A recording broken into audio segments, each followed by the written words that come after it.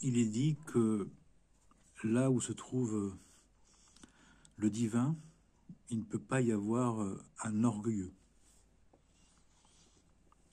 Parce qu'un orgueilleux est un être idolâtre, un être égoïste, égocentrique, qui fait que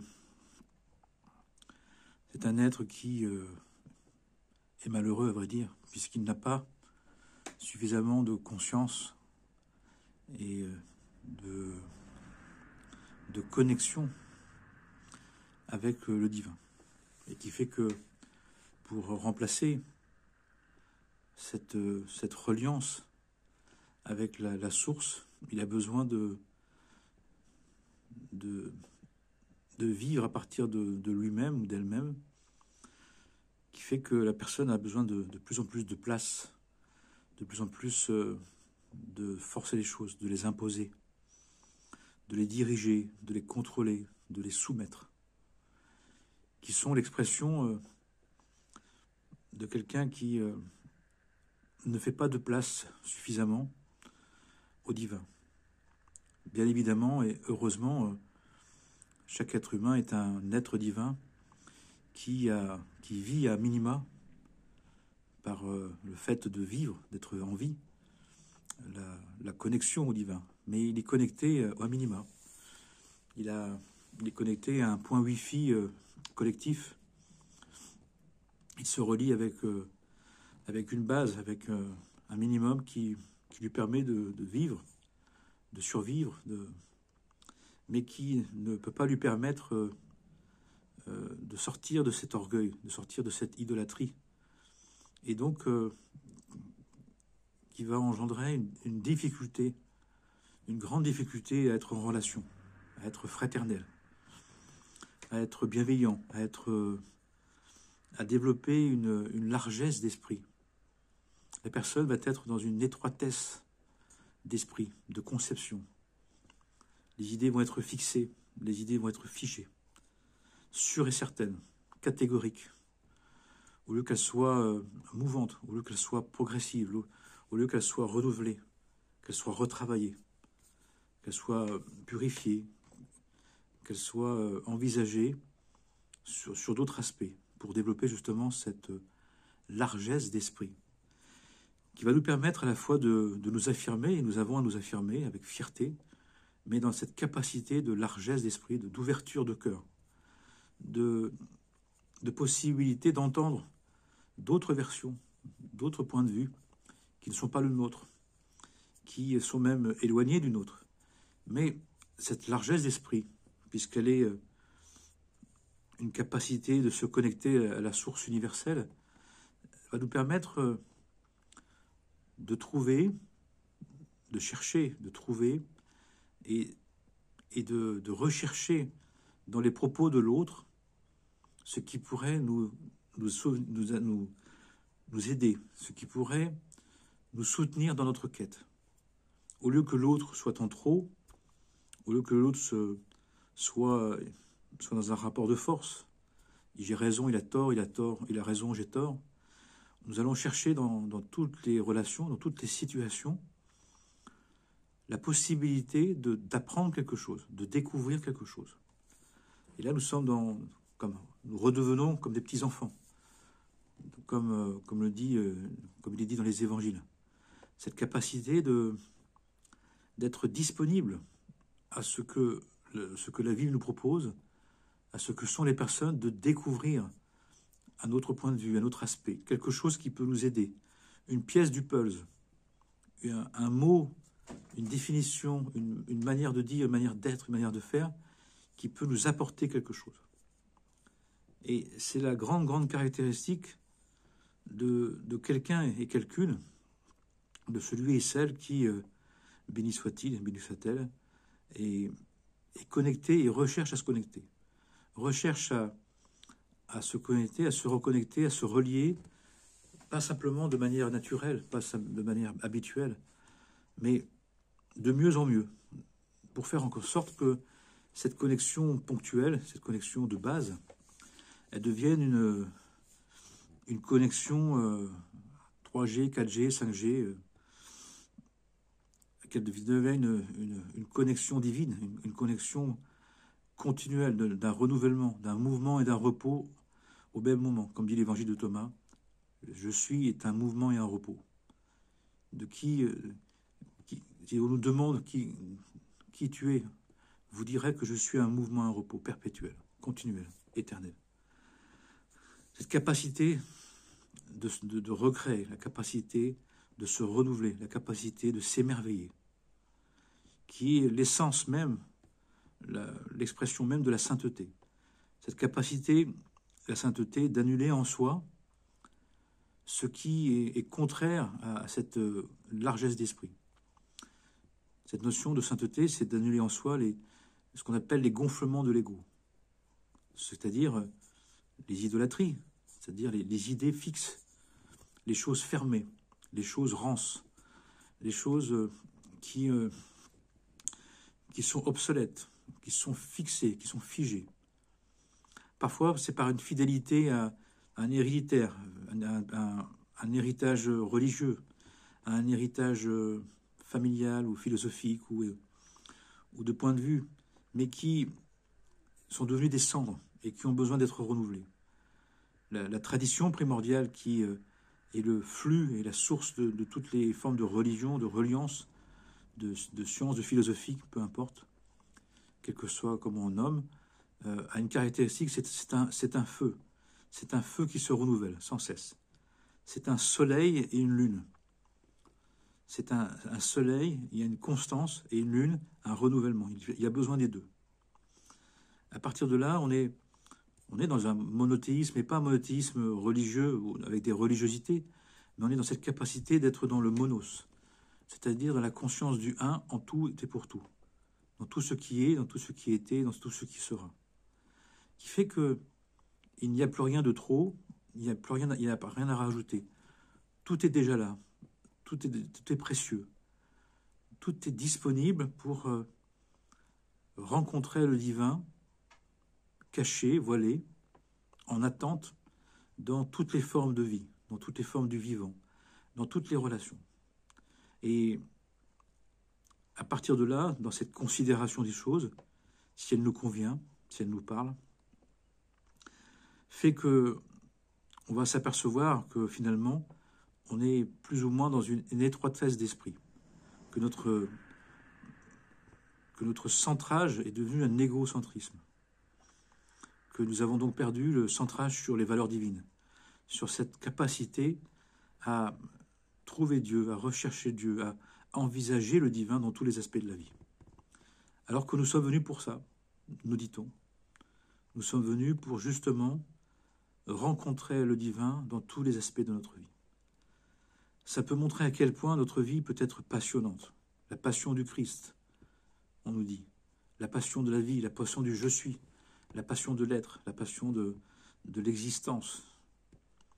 Parce que finalement, c'est notre étroitesse d'esprit, c'est nos fixations, c'est notre orgueil, ces gonflements d'ego, ces capacités à manquer d'humilité, de simplicité et de modestie, qui fait qu'on est tellement rempli d'une version de choses sûres et certaines qu'on oublie que les choses se renouvellent.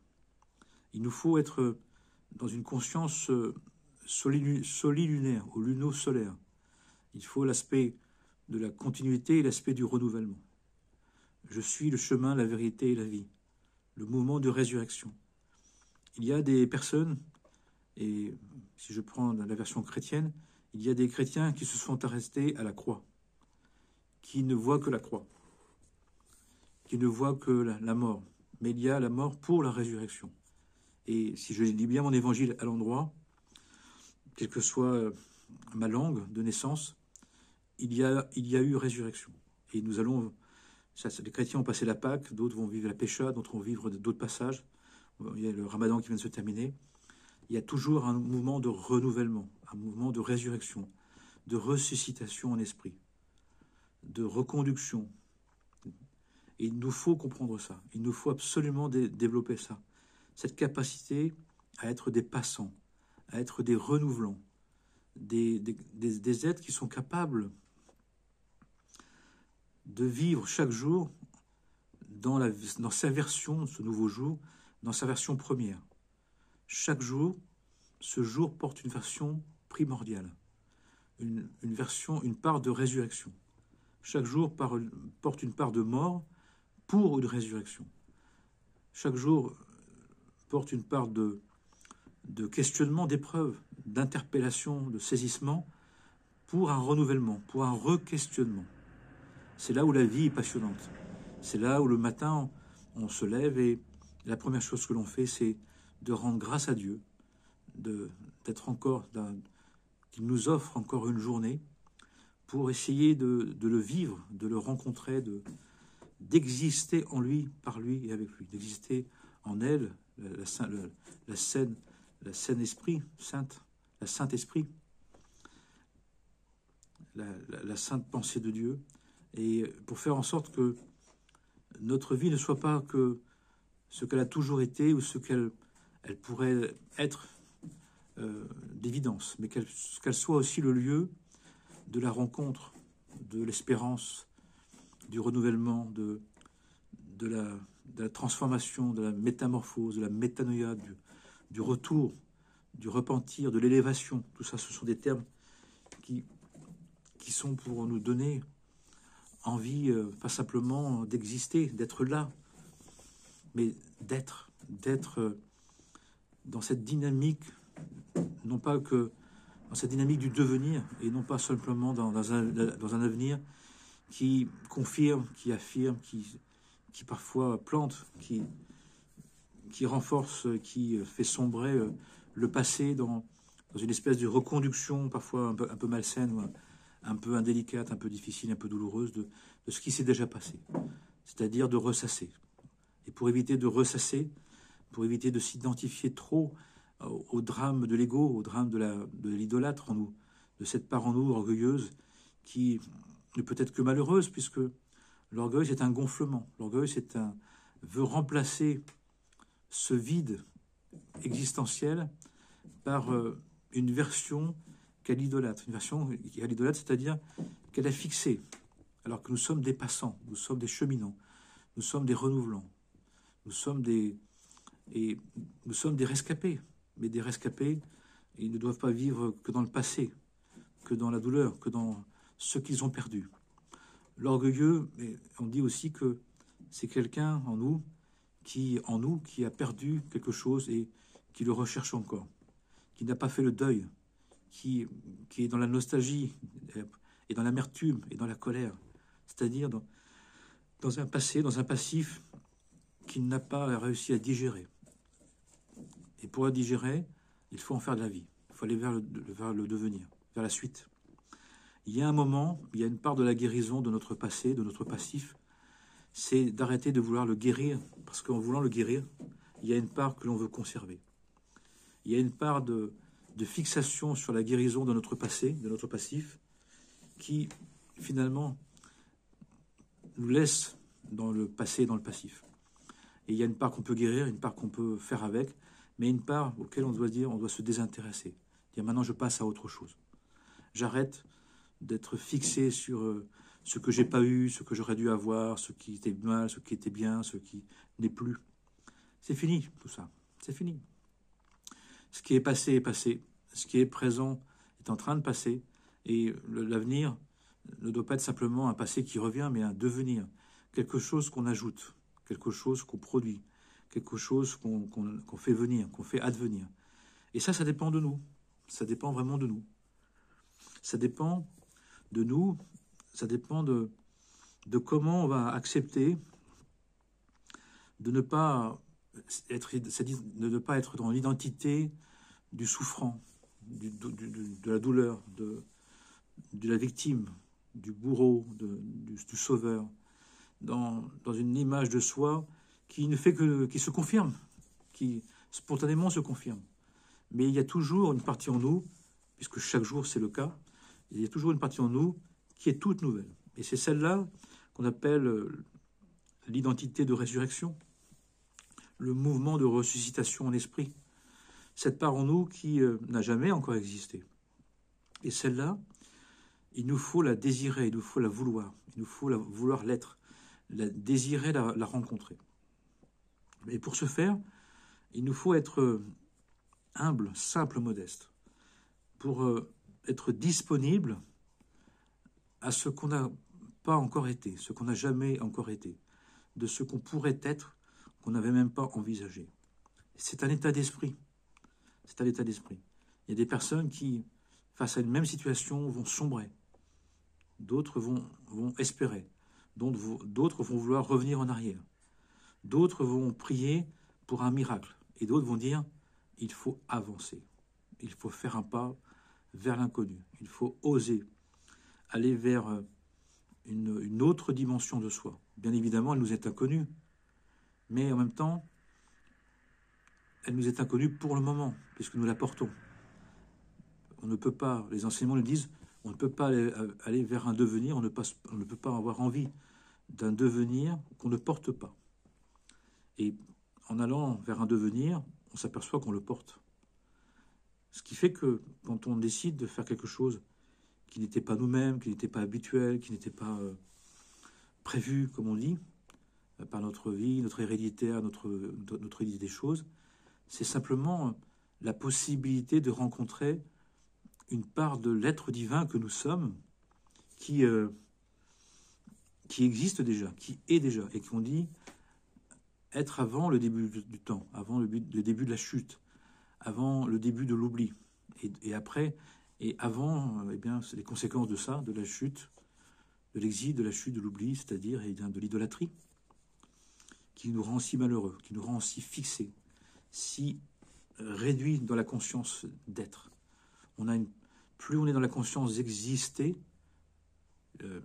avec des valeurs du monde, avec des référentiels temporaires et égotiques de personnalité, plus on a oublié, moins on est dans l'être-té, moins on est dans l'image divine de l'être. Alors que c'est bien celle-là dans laquelle nous sommes fondés, c'est la véritable, c'est celle qui était et qui sera, c'est celle que nous avons à retrouver. Et que la chute, que l'exil du royaume, la chute et l'exil, l'exil du royaume, la chute, eh bien, ça a été provoqué pour ça. On nous a éloignés de notre véritable nature pour nous donner la possibilité, nous dit-on, de la retrouver par notre propre désir et notre propre volonté, notre propre motivation. Et on le voit actuellement, des personnes qui sentent en elles, pressentent en elles, ressentent comme une forme de révélation, d'intuition, d'inspiration, d'un renouvellement, d'une nouvelle vie, d'une autre vie. Il nous est dit une chose, c'est que dans cette autre vie que l'on souhaite, dans cette nouvelle vie que l'on désire, dans cette intuition qui nous inspire, dans cette inspiration qui nous révèle quelque chose, il nous faudra accepter que le premier référentiel du devenir, dans le devenir, soit d'abord ce qu'on a été. Et il nous faudra humblement, sérieusement, tranquillement, nous défaire de ce qui en nous a peur du devenir, a peur d'être quelqu'un qu'on a toujours été, quelqu'un qu'on a toujours espéré. C'est un travail, c'est de longue haleine, régulier, quotidien, d'oser être soi-même, d'oser être dans la teneur d'être profonde que nous sommes déjà, que nous avons toujours été. Et la caractéristique de cet être divin qu'on a toujours été, c'est qu'il ne peut pas être détruit par les événements, par les racontages, par l'ego, par le monde qu'on a créé, par le monde dans lequel on nous a mis, dans lequel nous nous sommes mis nous-mêmes. Il ne peut pas être touché, il ne peut pas être détruit. Il peut être voilé, il peut être recouvert par des formes d'idolâtrie, des formes de vie secondaire, de vie fabriquée, et qui sont nécessaires souvent pour survivre à des événements, pour déjà s'approprier sa propre vie. Mais il faut savoir que c'est une très bonne nouvelle quand même. C'est que ce que nous sommes profondément, ce que nous sommes par le souffle divin, comme nous avons été créés à la première heure, cela est toujours disponible. Cela existe toujours. Cela est toujours en attente. Cela est là. Est là au fond de nous. Même recouvert, même caché, même enfui. Égaré mais pas perdu. Et quand la brebis s'est égarée, eh bien, le berger, le bon berger, va la rechercher et la ramène. Le divin est protecteur, le divin est bienveillant, est miséricordieux, est compassionnel, infiniment, infiniment, jusqu'à la 1000e génération. Et qui fait qu'on peut s'égarer, mais on ne peut pas se perdre. Qui fait qu'à des moments donnés, quand on a vraiment oublié qui on était profondément, eh bien, un événement vraiment inattendu, à la dimension de notre oubli, va venir nous rappeler, va venir nous saisir. Un meilleur moyen de se rappeler, un plus juste moyen de se rappeler, pour ne pas passer par un saisissement, par une frappe, par un événement inattendu qui pourrait nous secouer, nous bousculer, même nous terrifier, eh bien, c'est de savoir que cette intériorité, on peut la trouver, la retrouver, la ressentir et la vivre dans le cadre d'une relation privilégiée, d'une vie fraternelle partagée. Et c'est ce qu'on voit actuellement. Il y a beaucoup de personnes, certaines qui ont des projets d'accompagnement, qui ont des projets de vie partagée,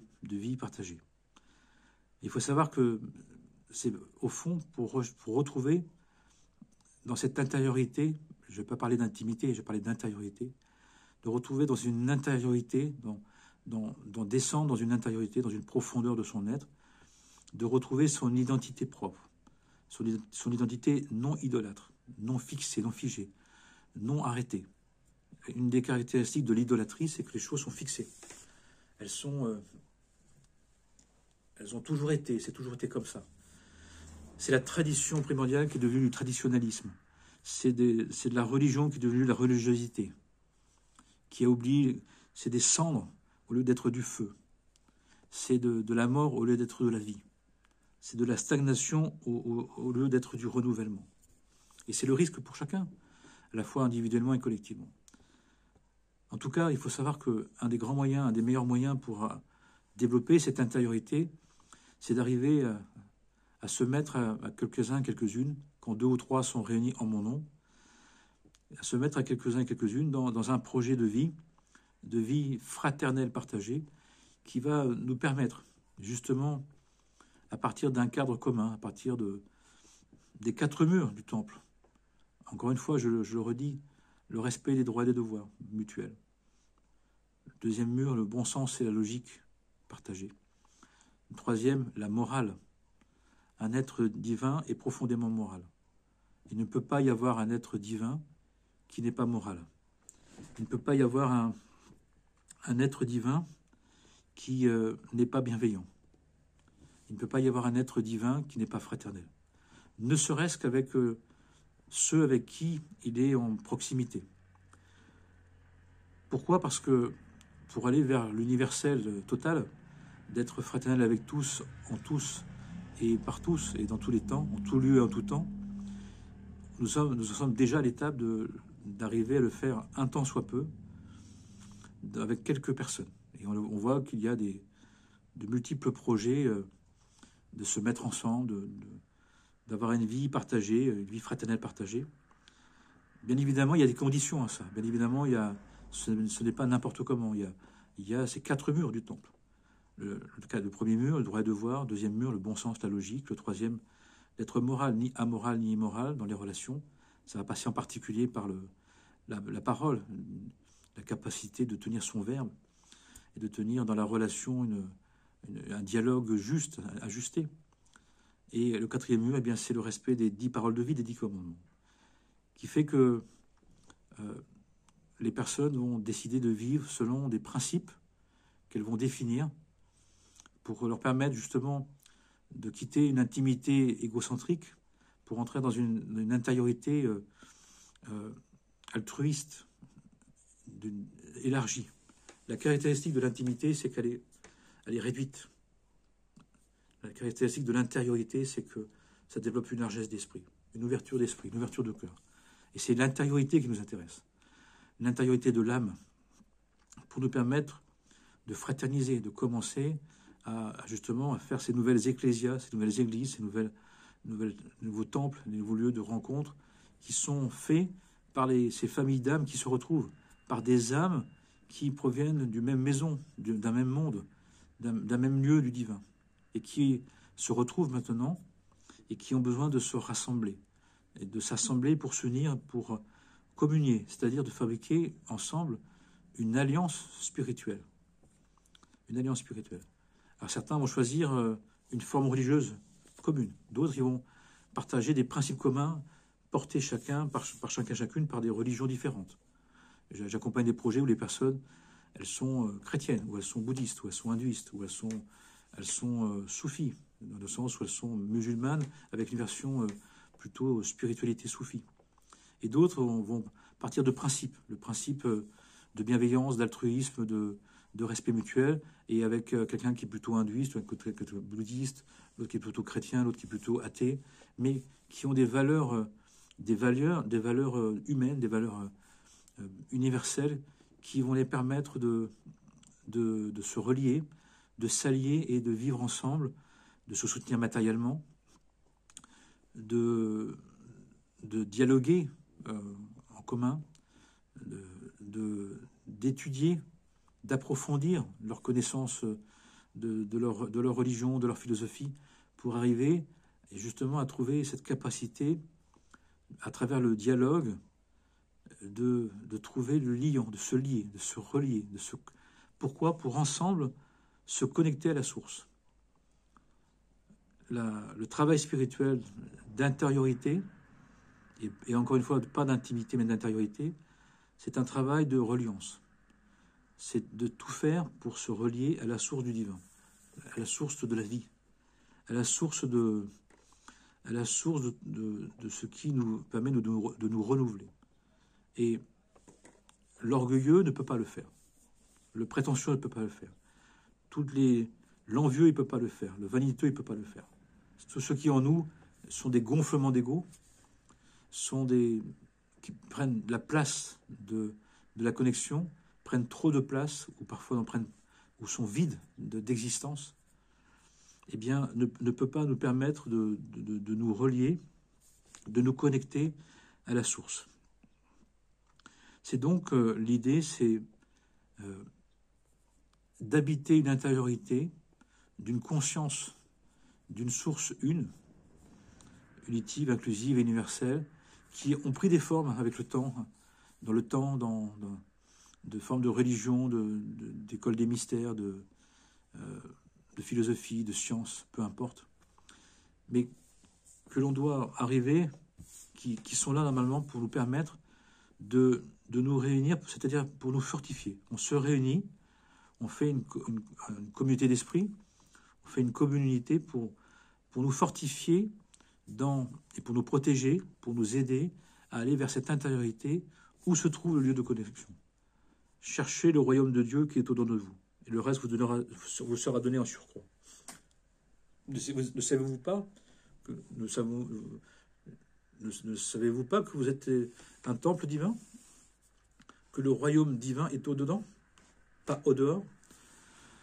Et la grande caractéristique de l'orgueil, de la prétention, des gonflements d'ego, c'est qu'on va chercher à l'extérieur.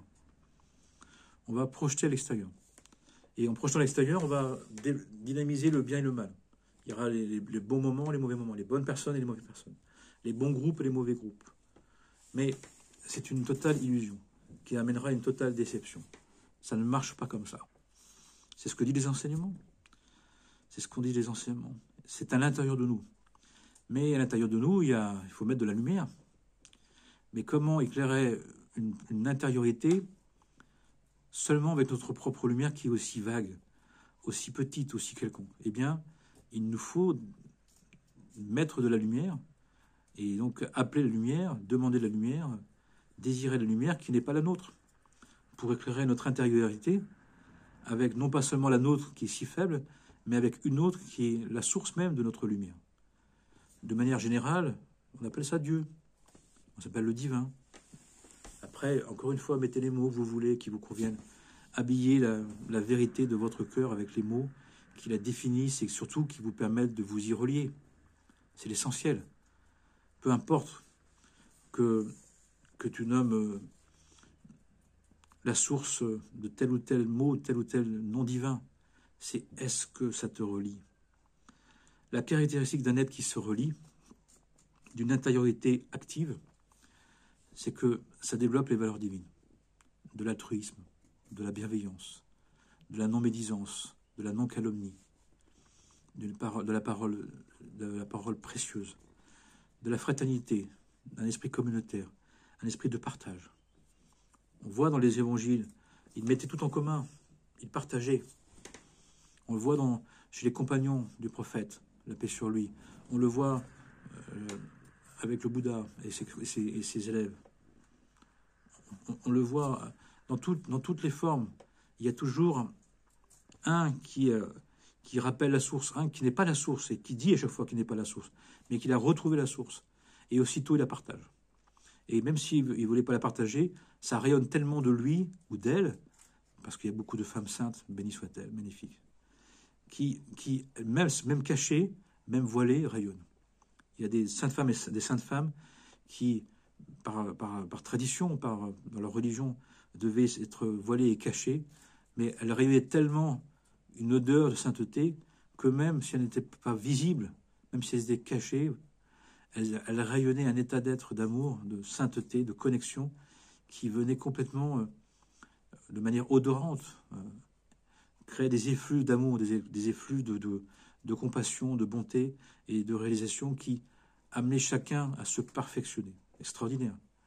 Et ça montre à quel point, en allant vers notre intériorité, en habitant notre intériorité, encore une fois, avec ce besoin d'être dans un cadre communautaire, de commune unité, dans une vie partagée, fraternelle, qu'on décide, qu'on organise avec ce que l'on est, avec les personnes qui sont là, ça doit nous permettre, tout ça, de nous reconnecter.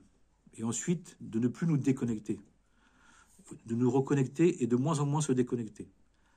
Parce qu'il ne s'agit pas simplement de se reconnecter, mais il s'agit aussi de ne plus se déconnecter.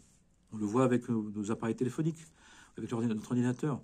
On peut être connecté, mais aussi on peut être déconnecté. Ensuite, donc, il faut trouver à la fois le fait de savoir qu'on doit se connecter, et ça se trouve à l'intérieur de nous, d'où un travail d'intériorité, d'éclairer l'intériorité en étudiant, en méditant, en priant et en servant. Mais ensuite, c'est pour chaque jour renouveler la connexion.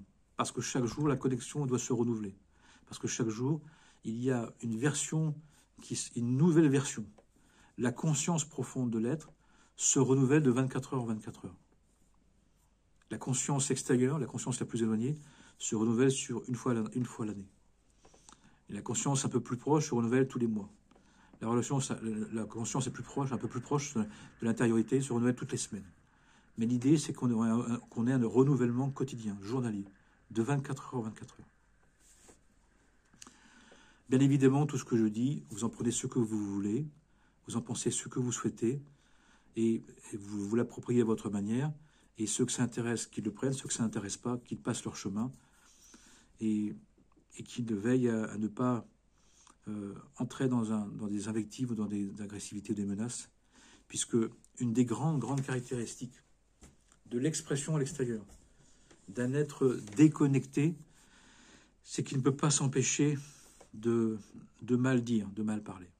La grande caractéristique d'un être connecté, et quand on est connecté, c'est que on sent, on sait que notre parole, notre verbe est créateur, que notre verbe est un verbe qui renouvelle toute chose, et qu'à partir de là, on est à la fois dans l'émerveillement, qui est structuré par l'amour de cette conscience-là, que notre verbe est créateur, mais en même temps la crainte de l'utiliser, la crainte de mal dire, la crainte de mal semer, de mal prononcer les choses. C'est pour cela que, par exemple, dans les évangiles, il est dit, il n'y a rien. D'où vient le péché? D'où vient la déconnexion? Ce n'est pas ce qui rentre en toi, ce n'est pas ce que tu manges, ce n'est pas ce que tu bois, ce n'est pas... Même si on n'a pas le droit d'abîmer son corps, C'est un interdit des enseignements. On doit prendre soin de son corps. Mais ce qui souille, ce qui met de l'impureté dans le monde, c'est ce qui sort de nous. Et ce qui sort de nous, c'est par la parole en particulier. C'est par le verbe souillé, le verbe abîmé, le verbe destructeur, le verbe mensonger, le verbe agressif. Et la caractéristique d'un être qui s'est reconnecté, c'est qu'il développe une éthique de la parole, une éthique du dialogue, qui fait qu'il va faire très très très attention à ce qu'il va dire et comment il va le dire. Avec comment il va le dire, ce qu'il va dire, comment il va le dire, et aussi avec quelle intention de cœur. Il va y avoir ce que je dis, comment je le dis, et avec quelle intention, avec quelle intériorité je le dis. Parce que la personne va comprendre qu'elle est reliée maintenant, et donc elle fait un pont, qu'elle retrouve, quelqu'un de connecté retrouve ce qu'il est vraiment, ce qu'elle est vraiment. Quelqu'un qui doit exprimer dans le monde cet état de connexion, c'est des valeurs divines, et qui fait qu'il y a une responsabilité, il y a une importance de ce que l'on dit, de ce que l'on fait. Et si on ne sait pas comment dire, comme me disent certains, je ne sais pas comment dire, eh bien, tais-toi. Je n'ai pas dit ferme ta bouche, je dis décide de ne pas parler. Pour quelle raison? Parce que déjà, en étant connecté, il y a un rayonnement de l'être. Donc, tais-toi de temps que tu ne sais pas quoi dire et comment le dire, et de te vérifier ton intention de ce que tu veux dire. Parce que de toute façon, un être connecté rayonne. Les valeurs divines, de bonté, de miséricorde, d'altruisme, de bienveillance, d'amour du prochain. Aime ton prochain comme toi-même, en commençant à ne pas lui faire ce que tu n'aimerais pas qu'on te fasse. Et puis au fur et à mesure, le fait de ne pas s'obliger à dire, de ne pas s'obliger à parler, déjà de s'interdire de mal dire, de calomnier, de médire, c'est énorme. Il suffit qu'on regarde un petit peu le temps que l'on passe à se plaindre, à critiquer, à médire, à calomnier. Ces 30 nuances d'ego, de gonflement d'ego, on dit. Les 30 pièces que Judas a eues en trahissant son maître, en trahissant le je suis. Cette part de nous, qui le traite, cet idolâtre, qui voulait un divin tout-puissant, qui soumette les êtres, les nations, les collectifs. Le divin est tout aimant. Et il a une puissance d'amour qui fait qu'il ne veut pas soumettre, il veut convaincre. Il veut qu'on s'allie, il veut qu'on se relie. Donc à chacun, à chacune de l'envisager. Et tout ça pourquoi? Pour justement être un être complet, pour réaliser sur Terre, dans cette incarnation, dans ces multiples incarnations de vie en vie, ce que nous sommes venus réaliser, et de vivre véritablement dans la chair, c'est-à-dire corps et âme, en son âme et conscience, cette notion du monothéisme, qui n'est pas réservée aux religions monothéistes, attention, hein. C'est pas justement une attaque indirecte, non contraire. Ce qu'on appelle le polythéisme est aussi un monothéisme, simplement il y a une manière de le penser comme quelque chose qui n'est pas monothéisme, mais si on étudie bien les choses, on comprend bien que c'est du monothéisme, il y a une conscience unitive, tout est un. Il y a des très beaux textes dans la Bhagavad Gita ou dans les Upanishads et dans le bouddhisme tibétain qui en parlent très très bien.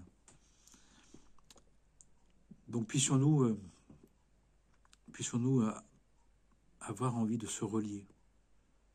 Et pour ça, d'aller en soi, d'écouter cette intériorité, d'aller en dessous de la couche de l'idolâtre, de l'orgueil, de percer la conque, de percer l'enveloppe, d'aller au fruit, d'aller chercher en nous, d'abord avec notre propre lumière, mais accompagné d'une demande de lumière supplémentaire.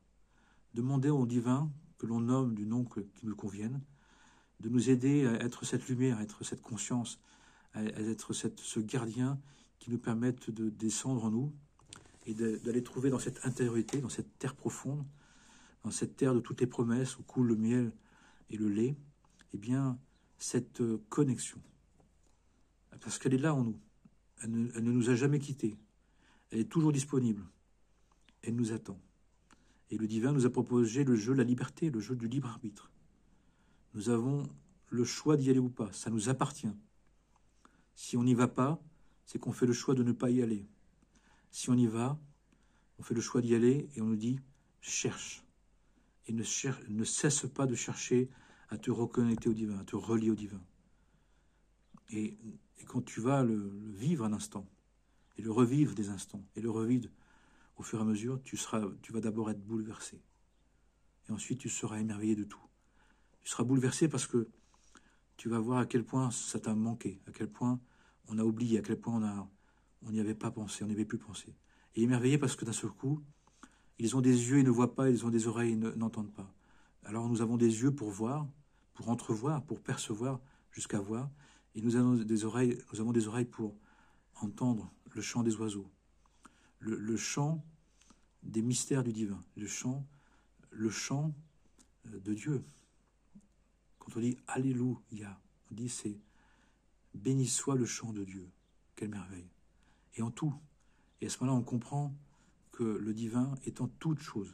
Et que un véritable matérialiste, un véritable homme et femme du monde, est quelqu'un qui cherche à vivre, à percevoir et à vivre dans la matière et à servir, cherche à vivre, à percevoir et à vivre dans la matière le divin pour utiliser cette matière pour le servir, pour prendre soin, pour soulager, pour bénir, pour guérir tous les êtres, quels qu'ils soient, et bien évidemment, sans exception, pour le bien de tous les êtres et de la création et de la vie de l'humanité. Amen et Amen.